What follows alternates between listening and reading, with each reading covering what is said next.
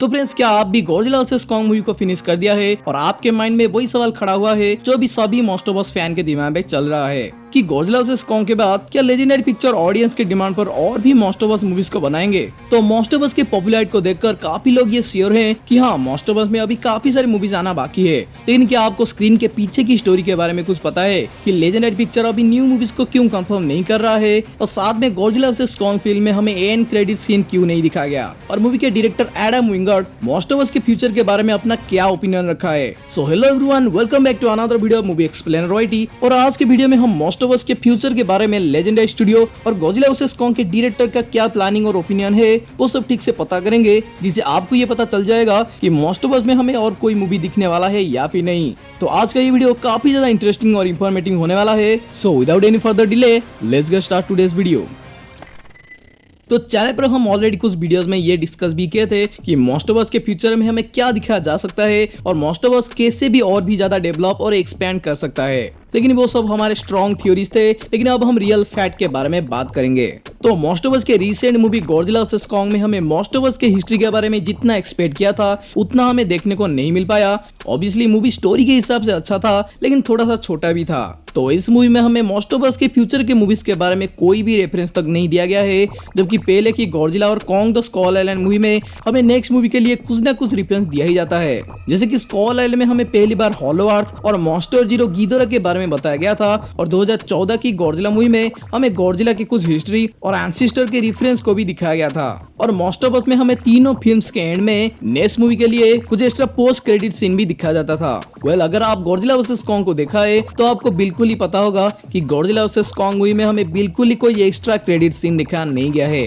जबकि इसके previous movie स्कॉल island में हमें गॉडजिला, गीदोरा और मोथरा के बारे में दिखाया गया था, जो किंग ऑफ द मॉन्स्टर में कंटिन्यू रहा। और किंग ऑफ द मॉन्स्टर में हमें गीदोरा के हेड को भी दिखाया गया था, जिसे गॉडजिला वर्सेस कॉन्ग की स्टोरी में भी कंटिन्यू रखा गया है। लेकिन गॉडजिला वर्सेस कॉन्ग में हमें ना ही कोई ओल्ड टाइटन को देखने को मिले और ना ही इसमें कोई पोस्ट क्रेडिट सीन देखने को मिला। तो मूवी के पोस्ट क्रेडिट सीन को लेकर मूवी के डायरेक्टर एडम विंगर्ड अपने इंटरव्यू में ये कहे थे कि उन्होंने गॉडजिला वर्सेस कॉन्ग के लिए पोस्ट क्रेडिट सीन शूट किया था, लेकिन बाद में सोचने के बाद उन्होंने उस सीन को पोस्ट क्रेडिट सीन से हटा दिया। और इसके सबसे बड़े दो रीजन तो ये हैं कि ये सीन मोस्ट ऑफ अस के प्रीवियस मूवी के पोस्ट क्रेडिट सीन से डिफरेंट था, यानी कि इसमें हमें मोस्ट ऑफ अस के फ्यूचर मूवीज के रेफरेंस नहीं दिया गया था, क्योंकि अभी तक उनका कोई ऐसा प्लानिंग तक नहीं है। तो इस सीन को मूवी के डायरेक्टर एंड क्रेडिट में डालने के बजाय इसे मूवी के सीन में ही डाल दिया है, यानी कि मूवी का एंड सीन ही वही एंड क्रेडिट सीन था जो आप मूवी में देखे हो। तो अभी लेजेंडरी स्टूडियो भी एक तरफ से मोस्ट ऑफ अस को एंड करना चाहता है, और इसका सबसे बड़ा रीजन तो ये है कि लेजेंडरी के साथ तोहो स्टूडियो का डील ऑलरेडी 2020 में खत्म हो चुका है।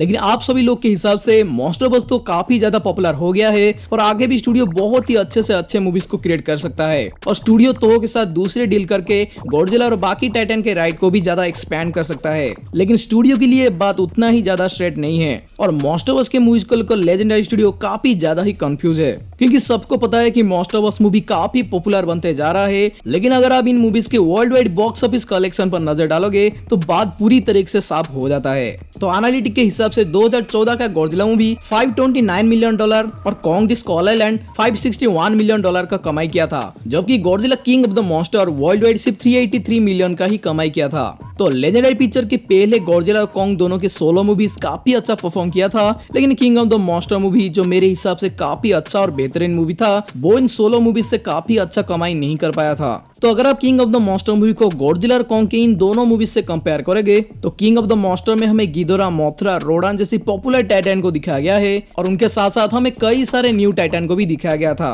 और ऑब्वियसली गीदोरा, रोडान और मोथरा के लिए लेजेंडरी स्टूडियो को तोहो से डील करनी पड़ी होगी, और स्टूडियो अपनी पहले के मूवी से इस मूवी पर ज्यादा एक्सपेक्ट भी किया होगा। लेकिन गॉडजिला और कॉन्ग द स्कॉल आइलैंड जैसे मूवी जिसमें पर्टिकुलरली दो टाइटन के स्टोरी को दिखाया गया था, वो movie king of the monster से भी ज्यादा अच्छा कमाई किया था, जिसमें गॉडजिला के साथ साथ काफी सारे पॉपुलर टाइटन को भी इंक्लूड किया गया था। और इस फिल्म में गॉडजिला के न्यू पावर और मोस्ट ऑफ अस के काफी सारे हिस्ट्री को भी रिवील किया गया था। तो अगर आपका अभी तक भी यही कंफ्यूजन है कि गॉडजिला वर्सेस कॉन्ग में हमें ओल्ड टाइटन को क्यों नहीं दिखा गया, तो इसका सबसे बड़ा रीजन तो ये है कि स्टूडियो को पता चल गया था कि ये मूवी कॉन्ग और गॉडजिला दोनों पॉपुलर कैरेक्टर की वजह से अच्छा परफॉर्म करने वाला है, तो किंग ऑफ द मॉन्स्टर की तरह स्टोरी में ज्यादा टाइटन को दिखाना मूवी में ज्यादा इफेक्ट डालने वाला नहीं है। तो इसीलिए गॉडजिला वर्सेस कॉन्ग को मॉन्स्टरवर्स के फ्यूचर को कंसीडर करके बनाने के बजाय स्टूडियो ने इस मूवी के स्टोरी को ज्यादा से ज्यादा सिंपल और स्ट्रेट रखने की कोशिश किया है। और गॉडजिला वर्सेस कॉन्ग मूवी के हाइप ज्यादा होने के बावजूद भी स्टूडियो ने इसके प्रोडक्शन बजट को सभी मूवी से काफी ज्यादा कम रखा है। और इस पैंडेमिक सिचुएशन को नजर में रखते हुए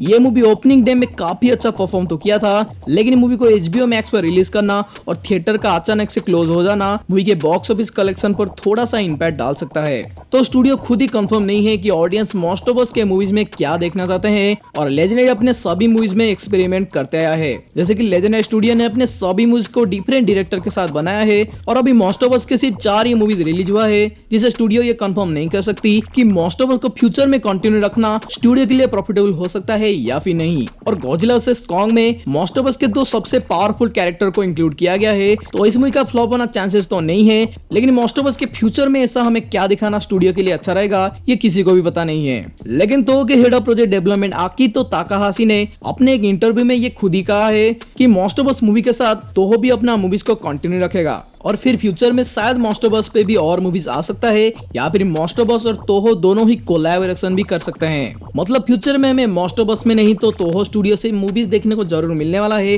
लेकिन मॉन्स्टरवर्स फ्यूचर में कितने आगे तक कंटिन्यू रहेगा ये बिल्कुल स्टूडियो और ऑडियंस के ऊपर डिपेंड करता है। लेकिन एडम विंगेट का ये भी कहना है कि मॉन्स्टरवर्स को एक तरह से इसीलिए क्रिएट किया गया था कि इसे गॉडजिला वर्सेस कॉन्ग में ही एक प्रॉपर एंडिंग दिया जा सके, लेकिन स्टूडियो अभी कुछ प्रॉफिट के मामले में कुछ और मूवीज को भी मॉन्स्टरवर्स में कंटिन्यू रखना चाहता है, जिसकी वजह से मॉन्स्टरवर्स को अभी ऑफिशियली एंड करने के लिए कोई भी कंफर्मेशन दिया नहीं गया है। और अगर आपने भी गॉडजिला वर्सेस कॉन्ग मूवी को देखा है तो आपको पता होगा कि स्टोरी को इस क्लिप हैंगर में छोड़ दिया गया है कि कोई भी मॉन्स्टरवर्स के फ्यूचर मूवी को प्रेडिक्ट नहीं कर सकता है। और अभी स्टोरी के पास काफी सारे प्लानिंग तो है, लेकिन इसके फ्यूचर मूवीज ऑडियंस पर कैसा इंपैक्ट करेगा ये भी बड़ा सवाल उठाता है। और लेजेंडरी पिक्चर्स पहले भी मूवी को HBO मैक्स पर रिलीज करने से काफी ज्यादा नाखुश थे, क्योंकि उन्हें क्लियरली ये डर था कि ये मूवी किसी तरह से फेल ना हो जाए। तो कंक्लूजन में हम यही डिसाइड कर सकते हैं कि मॉन्स्टरवर्स अभी वही सिचुएशन पर है जहां पर Snyder cut justice league movie का हुआ करता था, यानी कि मॉन्स्टरवर्स मूवी टोटली ऑडियंस के ऊपर डिपेंड करता है, और जिस तरह से Snyder cut justice league possible हो पाया